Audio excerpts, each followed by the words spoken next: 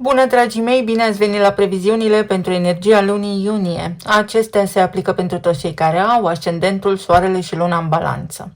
În prima parte vom vedea ce ne spun tranzitele astrologice din această lună și apoi vedem ce ne spune energia prin cărțile de oracol, prin cele de tarot, dar și prin talismane. Și în ultimul rând, vă doresc tuturor o lună minunată și vizionare plăcută. Pentru voi luna iunie este o lună care lucrează în două direcții simultan. Pe verticală, între casa a patra, rădăcinile, casa, familia și casa a zecea, cariera, chemarea publică, dar și pe orizontală, pe axa relațiilor, unde Saturn și Neptun continuă să lucreze în culise. Și practic lucrează să-ți restructureze și să-ți repoziționeze imaginea despre celălalt. Ești într-o perioadă în care întrebarea fundamentală nu mai poate fi evitată, și anume cine este partenerul real de viață, ce este o relație care durează, ce este iluzie și ce este angajament. Iar energia din această lună nu rezolvă această întrebare, nici nu vine cu răspunsuri, doar o pune pe masă în mod repetat prin situații, prin oameni concreți, tocmai pentru ca tu să găsești răspunsul potrivit. Saturn și Neptun sunt în berbec la tine pe casa a șaptea, acolo unde regăsim partenerul, contractele, asocierile, relațiile importante din viața ta. Saturn, pe de-o parte, cere structură, claritate, angajament, definit, responsabilitate, iar Neptun, pe altă parte, dizolvă contururile, idealizează, confundă sau dizolvă imaginea anterioară, proiecția pe care poate o aveai despre cineva anume. Este o combinație delicată. Unele relații se solidifică în timp ce altele se dizolvă în ceață. Și uneori aceeași relație face ambele lucruri în același timp. Pluton, învărsător în retrogradare în acest moment pe casa a cincea, își continuă lucrarea lui de transformare profundă în zona creativității, a iubirii romantice, a jocului, a copiilor. Și este un proces de moarte și renaștere, de transformare, care lucrează în culise. La început de lună, Mercur, planeta intelectului, a intrat în Rac, pe casa a zecea. Mintea se mută pe zona publică. Racul este semnul siguranței emoționale și Mercur aici, pe casa 10 în Rac, aduce gândire emoțională despre carieră, despre chemarea ta, despre cum vrei să fii văzut profesional. Conversațiile importante ale primei jumătăți de lună se vor purta cu șefii, cu autoritățile, cu oameni care îți pot influența traiectoria publică, dar și drumul profesional. Comunicarea ta în acest moment devine mai blândă, mai intuitivă, mai legată de memorie. Îți amintești poate de unde ai plecat și asta îți ghidează deciziile. Sau ar trebui să-ți amintești de unde ai plecat atunci când vrei să iei o decizie. Este o perioadă bună pentru a-ți comunica viziunea în public, pentru a discuta, pentru a transmite ceea ce gândești într-un registru cald, uman, nu doar tehnic și elaborat. Guvernatoarea voastră intră în Leu pe casa a 11-a, se mută în casa prietenilor, a comunității, a grupurilor, iar pentru voi această tranzitare este una foarte fericită, să-i spunem, pentru că îți aduce prieteni noi, întâlniri sociale plăcute, magnetism în grup, alianțe creative. Comunitatea ta strălucește și te poate susține, te poți conecta cu oameni care îți deschid uși, îți poți găsi un partener de viață, o iubire nouă, printre prieteni, prin grupuri, prin contexte sociale sau împreună cu partenerul tău de viață veți fi mai activi social. Pentru tine care trăiești prin relație, această perioadă este un dar. În consecință, spune da invitațiilor. Leul este semnul inimii, este semnul iubirii și Venus în Leu aici te face foarte, foarte magnetic sau magnetică. Apoi avem luna nouă din Gemeni pe casa a noua, o sămânță nouă care se plantează în zona filozofiei de viață, a studiilor superioare, a călătoriilor pe distanțe lungi, a străinătății, a viziunii despre lume. Iar pentru voi această lună nouă, cu Uranus deja aici în Gemeni, are în ea o vibrație de deschidere bruscă a orizontului. Călătorii care pot apărea din senin, studii pe care vrei să le începi, ideologii care se schimbă, întâlniri cu alte culturi sau cu oameni străini care îți schimbă perspectiva. Uranus pe casa a noua înseamnă că în următorii ani filozofia ta de viață trece printr-o revoluție. Această lună nouă este unul dintre punctele în care această revoluție personală capătă o formă concretă și te poți întreba Ce vreau să învăț nou? Unde vreau să călătoresc? În ce vreau să cred? Sau ce cred eu? Uranus în Gemeni vine cu o sclipire de geniu, cu sinapse noi, cu lărgirea orizontului. Apoi Chiron, asteroidul care ne vorbește despre rana eternă, intră în Taur în casa 8-a. Pleacă din Berbec, din casa 7-a, unde a lucrat pe zona relațiilor și intră în Taur pe casa 8-a.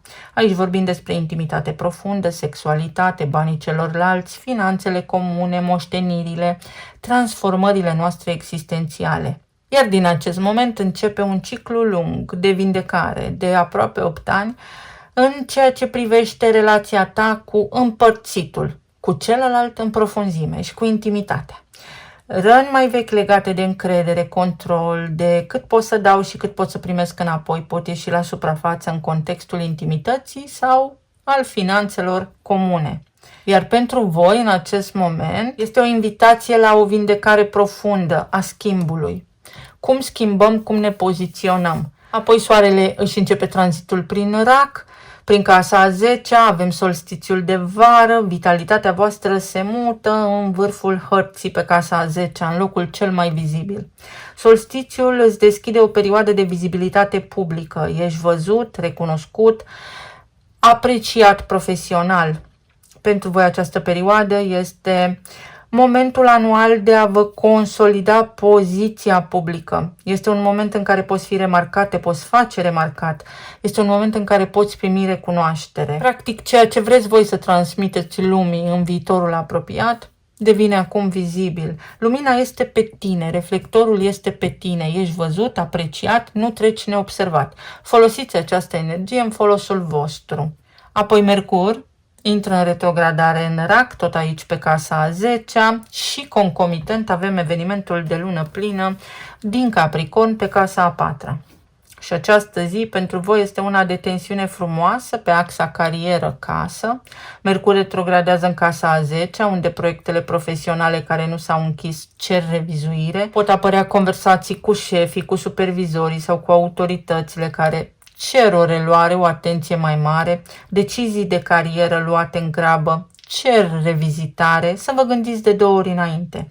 Și simultan, luna plină în Capricorn pe casa a 4-a aprinde zona rădăcinilor, a casei, a familiei, ceea ce ai construit luni de zile, ani de zile în zona casei sau a familiei, ajunge acum la o culminație. Se aprinde reflectorul și aici. Și aici ai nevoie de concluzii. Poate fi o mutare, o decizie despre părinți, o închidere a unui capitol de familie sau o restructurare a spațiului în care locuiești. Axa 40, casă, carieră, privat-public, se aprinde toată în aceeași zi. Pentru tine este momentul să te întrebi unde îmi pun greutatea, am echilibru între privat și public, iar răspunsul care iese acum la suprafață îți poate fi călăuză pentru perioada următoare. S-ar putea ca în unele cazuri să fi făcut foarte multe lucruri la locul de muncă, pentru că Racul reprezintă familia, colegii, locul de muncă să fi fost familia ta, iar în acest moment să-ți dai seama că de fapt poate familia ta a avut de suferit sau poate trebuie să te implici mai mult în casă, în familie, poate fi și un moment în care îți poți achiziționa o locuință, îți poți închiria, ceva se întâmplă și se întâmplă cu sens. Și nu în ultimul rând, la sfârșit de lună, Jupiter, planeta expansiunii, intră în Leu pe casa 11-a și ultima zi a lunii deschide unul dintre cele mai sociale tranzite posibile pentru voi. Jupiter în Leu pe casa 11 este o binecuvântare directă pe prietenii tăi, pe comunitate, pe rețelele tale, pe viziunea pe termen lung, pe viitor. Ai un aliat în viitor. Începe un an jupiterian în care prietenii buni intră în viața ta, comunitățile cresc, alianțele se extind, oportunitățile vin prin oameni. Pentru voi care construiți prin relație, este un an de aur în această zonă socială. Dacă aveți un proiect care depinde de comunitate, un canal, o platformă, o rețea, anul care începe acum vă va da combustibil, pentru că Jupiter vă susține și această energie vă deschide acum poarta. Voi tot ce trebuie să faceți este să spuneți da invitațiilor care vin după intrarea lui Jupiter în Leu. De asemenea, este important să vă reamintiți ce s-a întâmplat în anul 2014, pentru că atunci a mai fost Jupiter în Leu. În consecință, este o lună care aprinde reflectorul pe zona profesională, dar și pe zona familiei. De asemenea, este o perioadă foarte bună în care să vedeți ce răni pot apărea sau ce temeri, ce frici aveți legate de banii celorlalți, de banii partenerului sau legate de intimitate, de sexualitate, pentru că și aceste aspecte din viața voastră cer transformare. Aveți un aliat de nădejde în Jupiter în Leu pe casa 11-a pentru un an de acum începând. Asta înseamnă că planurile voastre de viitor sunt mai solare, sunt mai palpabile, mai concrete și că puteți avea sprijin în proiectele pe care le inițiați de acum începând. Vedem ce ne spune și oracolul. Metamorfoză, așa a apărut și la Fecioară. Poate aveți planete în Fecioară sau poate cunoașteți oameni cu acest arhetip. Răbdare.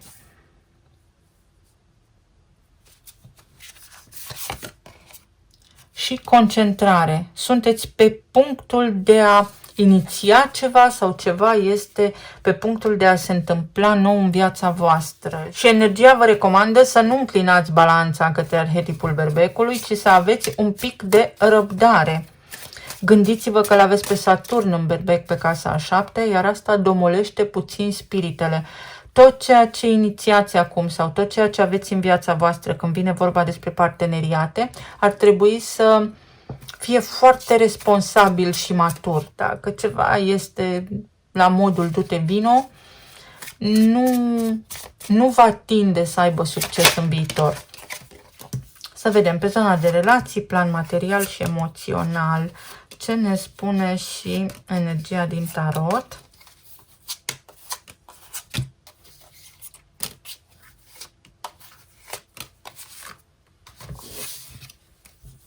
Regina de spade, puterea, nebunul, cavalerul de spade și regele de spade.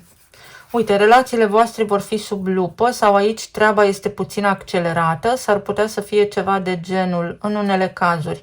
Hai să o luăm de la început. Sigur că se poate. Hai să ștergem cu buretele și să o luăm de la început sau să facem. Hai să facem niște lucruri. Sigur că se poate, însă atenție că aveți luna plină în Capricorn pe casa a 4-a care spune cu responsabilitate și maturitate și guvernatorul acestei luni pline este Saturn, care este în casa parteneriatelor. Dacă este matur, dacă este clar, dacă este curat, va trece proba timpului. Pe zona de relații, ceva ce începe acum, poate trece proba timpului sau poate dura foarte mult timp de acum începând. Aceasta este cartea Leului, deci Jupiter în Leu pe casa 11, spune în felul următor: dacă ești aliniat în gândire, în simțire cu partenerul tău de viață din acest moment, potențialul pentru un trai bun împreună și în viitor este unul colosal. Pentru alții dintre voi, dacă sunteți singuri, dintr-o joacă de copii sau într-un cerc social, la un eveniment la care participați, puteți cunoaște pe cineva. Și, de asemenea, prin intermediul profesiei se poate să revină cineva din trecut, un fost partener pe care l-ați cunoscut acolo, sau mai poate fi vorba despre o revenire asupra unor discuții de la locul de muncă, reîntoarcerea la un anume loc de muncă pe perioadele de Mercur retrograd. Pot apărea oameni din trecut, situații din trecut, poate fi acum o împăcare, poate fi exact momentul în care doi oameni, după ce au avut răbdare și s-au concentrat fiecare pe sine, să ajungă la concluzia că împreună fac o echipă fantastică. Și în sfârșit acum se produce alinierea, pentru că acum sunteți amândoi pregătiți, maturi, lucizi. 3 de cupe, o bucurie, invitații în oraș, o sărbătoare și 8 de bâte, o lună foarte dinamică și o lună foarte activă social. În alte cazuri poate fi o revedere cu bucurie. Dacă sunteți deja într-o relație de lungă durată sau căsătoriți, este o lună mai dinamică, o lună în care puteți începe să vă bucurați de viață. pentru că ați avut suficient de multă răbdare, v-ați concentrat suficient pe relație, pe casă, pe rutină și așa mai departe. Acum energia vă spune ieșiți în lume, faceți lucruri, conectați-vă cu oamenii. Pe zona planului material, nu prea vă este clar către ce vă îndreptați, aveți voi niște idei, niște planuri, dar parcă nu prea se întâmplă sau nu prea s-au întâmplat până acum. Din acest moment începând, pentru că aveți soarele în rac pe casa a 10-a, pe Mercur în rac pe casa a 10-a, dar și pe Jupiter în casa a 10-a momentan în rac, energia vă spune în felul următor: dacă vrei o schimbare, aceasta se poate produce prin propria ta acțiune. Vrei o schimbare, acționează. În alte cazuri ai un succes, ai un câștig de cauză. Ori primești niște bani care ți se cuvin, ori poți să negociezi un salariu, ori recuperezi niște bani sau niște pierderi. Ceva se recuperează aici. Ori te recuperezi tu după o stare de sănătate mai precară, ori ai mai mult chef de viață, ori se întâmplă ceva, ai fost mai puțin concentrat, mai mult confuz, afacerea nu prea ți-a mers bine, numărul de clienți ți-a scăzut. Acum lucrurile se pot regenera. 5 de monede, ce ne spune? 10 de bâte. Nu prea ți-a mers bine din cauza că ai ajuns la epuizare și când ești în această stare de epuizare, scade vibrația, ori acolo pe vibrație joasă nu vin lucruri bune către tine. Sau poate fi vorba despre faptul că ajungi la saturație, ceva te-a plictisit, de ceva te-ai săturat și începând cu această lună poți vedea mai clar către ce vrei să te îndrepți, ce ai de făcut de acum înainte. Dacă cineva îți datorează ceva, spune, blând, calm, dar spune. 4 de cupe. O stare de apatie sau îi vezi pe ceilalți cum evoluează și simți că tu ai rămas în urmă. Iar luna aceasta, uite, prin pajul de monede, îți oferă oportunități clare, uși deschise, sfaturi cu prietenii, noi grupuri de oameni, cursuri la care poți participa. Îți oferă vizibilitate pentru că ești magnetic, ești vizibil, ești văzut. O avem și pe Venus în Leu. Practic ești omul potrivit la locul potrivit sau ești fix lângă omul potrivit care te poate duce în locul potrivit pentru tine. Pajul de monede mai poate fi și un copil sau o idee care se naște sau niște mesaje, niște soluții, niște, să spunem, concluzii pe care le primești în legătură cu ceva ce poate fi legal sau în legătură cu o situație care părea că s-a blocat. Ceva se deblochează. Financiar pentru tine. Emoțional vorbind, 2 de spade, 5 de bâte, 6 de spade și 4 de bâte. Ești obosit, ai alergat, ai tot făcut, tot faci lucruri, te-a obosit ceva extrem de mult. Iar această lună îți spune clar, concediu și detașare, o mică pauză, ai nevoie de o mică pauză. Ori pleci cu familia undeva, ori să pleci cu familia undeva, ori pauză de la familie, ori detașare de la toate problemele pe care le reprezintă familia ta acum. Pentru că ești și tu om și ai nevoie să te vindeci, să te regenerezi. Pentru alții dintre voi poate fi vorba despre claritatea asupra unei relații care până acum a fost destul de defectuoasă, poate exista gelozie, poate exista conflict. Începând cu această lună poți lăsa în spate, în urma ta, te poți detașa de conflicte, de așteptări din partea celorlalți și de tot ceea ce nu funcționa bine înainte.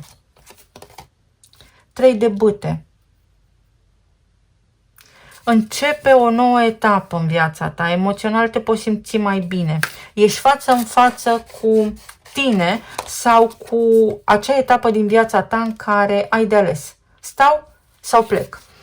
Plecarea aceasta nu este una negativă, ci este dorința ta, motivația ta de a te îndrepta către împlinirea emoțională, către 9 de cupe și către 10 de cupe.